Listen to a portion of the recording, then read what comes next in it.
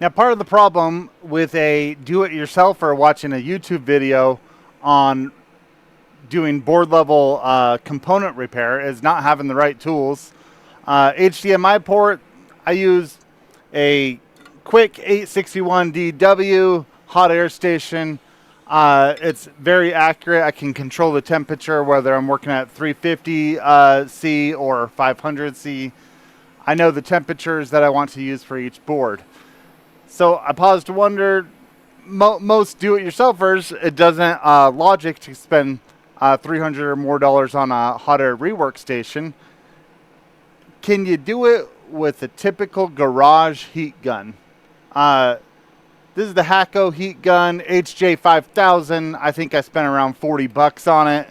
I'm going to see if it will generate enough heat to replace an HDMI port on this here PS4 Slim. Let's get to work.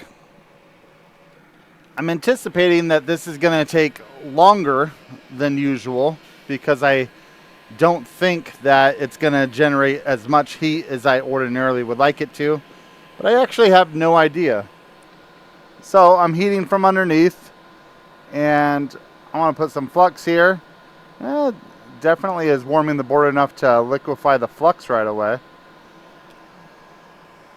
Now normally I like to try and add some leaded solder in on the anchors, and I'm thinking that's going to be more important than usual because I want to make sure that everything's melted.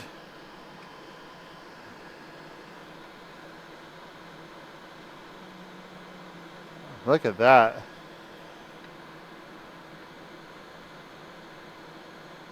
Boom. All right, I'm going to grab a replacement.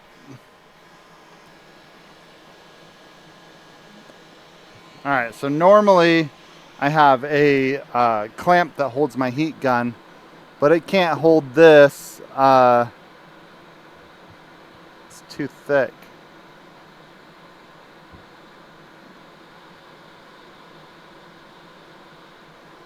Okay. See, I keep having to change positions on how I'm holding this. Let's add some flux. And try to position this just right.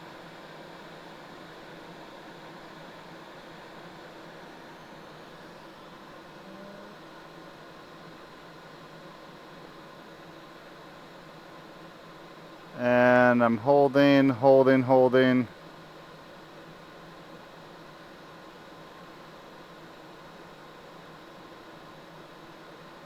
Wow.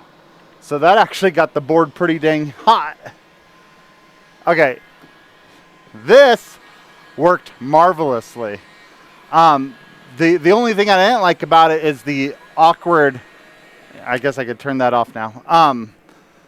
You know, it's shaped like a blow dryer, and I'm awkwardly holding it like this, whereas, you know, the professional hot air gun is much more in your fingertips sort of thing, where you could hold it steady easily. And then I even have a little clamp contraption where I could hold this in position hands-free, and that clamp contraption can't hold this heat gun. It's too bulky, but it definitely generated enough heat to take that port off with no problem and reinstall it with no problem. I mean, I'm actually okay. I'll show you the consequence that I had here, but this could be avoided. Okay, so under here, let's focus this a little bit. Okay, so I had a little bit of heat get away from me because of how I was holding it, and so I heated up this Ethernet port a little bit. But I mean, you usually could have taped that off and protected it.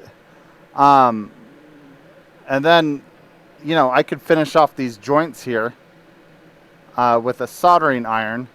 Of course, if you didn't have a soldering iron, I think you'd get away with it being like that just fine. Here, let's But let's finish off these joints.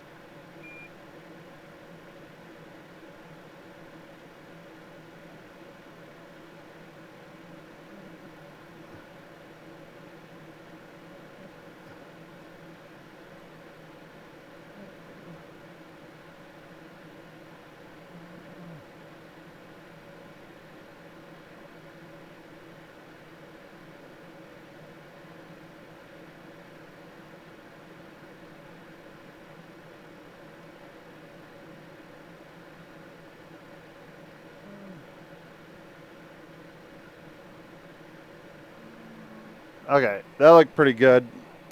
A little bit of solder get on this ground plane.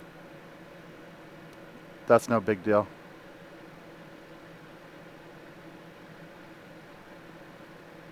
Okay, now I gotta redo this one. Okay, that looks pretty good. I gotta clean this up. It's bugging me. At least a little bit. I know it's not important to the video.